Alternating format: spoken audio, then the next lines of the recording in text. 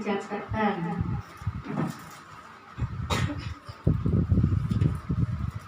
Nah, kalau kita mau pergi keluar kota nih ya, mau kemana? Seumpamanya tujuan kita nih kota Jakarta. Apa yang akan kita lakukan? Asal metu dari keluar dari rumah, terus langsung keluar rumah, pokoknya jalan aja. Kita nyari kota Jakarta, atau kita mau buka peta, atau kita tanya-tanya ke orang, atau kita mau buka Google Map. Kira-kira jalan mana yang akan kita tempuh? Beli tiket bis. Tiket.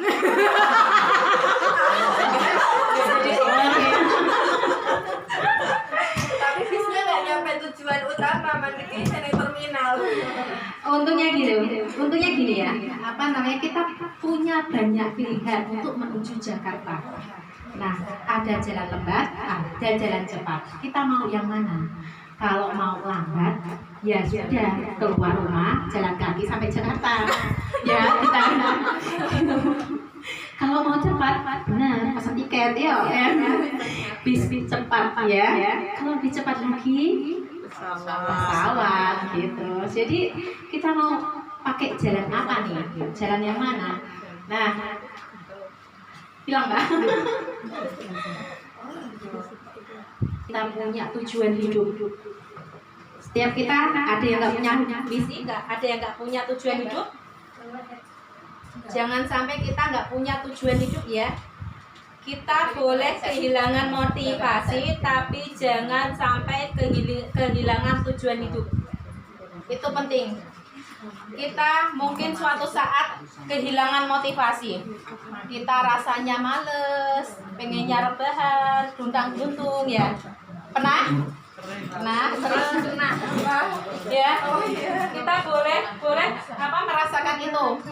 Tapi jangan sampai kehilangan tujuan. Kalau kita sudah kehilangan tujuan, maka kita semakin lama guntang-guntungnya. Kalau kita punya tujuan, kita akan mikir lagi, oh iya, aku belum sampai nih ke tujuannya, ke tujuan hidupku. Kok aku malah guntang-guntung terus? Akhirnya tujuan itulah yang memotivasi kita. Jadi boleh kehilangan motivasi, tapi jangan kehilangan tujuan. Itu yang penting. Nah, tujuan kita apa?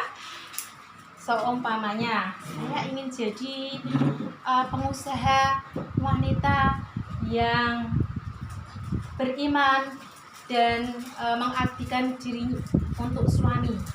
Ada contohnya kan pasti? Siapa? Khadijah. Ada Khadijah. Amin gitu. Gitu. Jadi seperti itu. Kita lihat nih, track recordnya Khadijah itu bagaimana? Bagaimana Ibunda Khadijah itu memperlakukan suaminya, bagaimana Ibunda Khadijah dalam berbisnis, bagaimana Ibunda Khadijah menjadi seorang investor, seperti itu ya. Karena saya nggak menuruti jalan bisnis beliau, tapi yang paling berkesan di saya adalah ketika Allah itu sudah menjanjikan sebuah istana yang tenang untuk Khadijah, yang sangat tenang untuk Khadijah. Kenapa? Saya ini dari Ustadz Budia Azhari. Saya dengar beliau bercerita bahwa istana untuk Khadijah di surga adalah istana yang sangat tenang. Karena apa? Rumahnya tidak pernah ada teriakan, sangat tenang. Jadi Rasulullah itu ketika pulang benar-benar nyaman. Istri beliau benar-benar yang paling beliau cintai adalah Khadijah, karena benar-benar memberikan ketenangan, kenyamanan,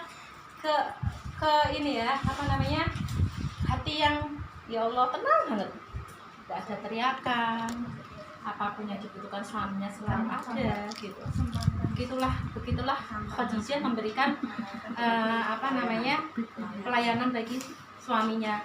Nah, itu yang kadang membuat saya harus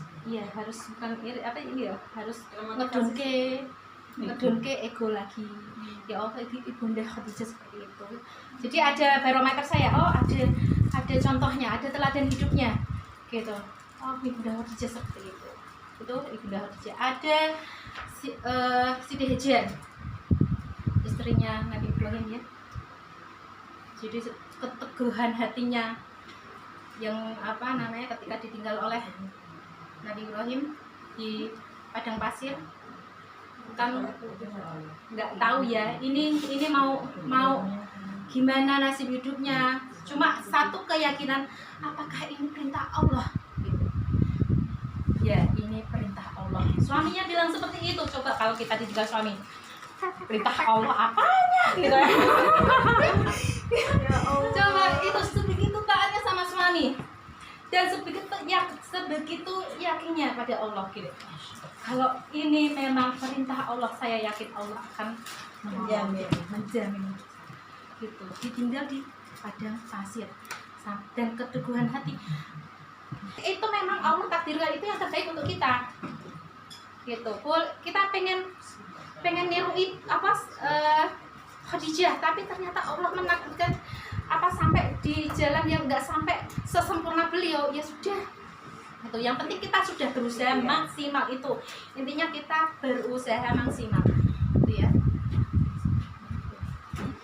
Apa yang sekiranya sesuai dengan diri kita, cari kita mau jadi apa sesuai dengan misi hidup kita.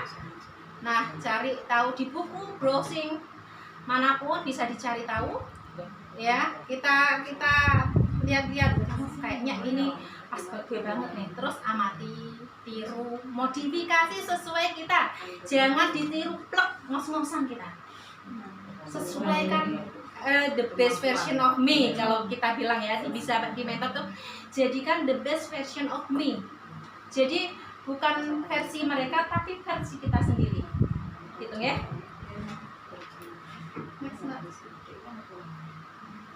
Ya, pahami diri baru tentukan versi terbaik. Pahami diri kita itu bakatnya apa, kelebihannya apa, kekurangannya apa.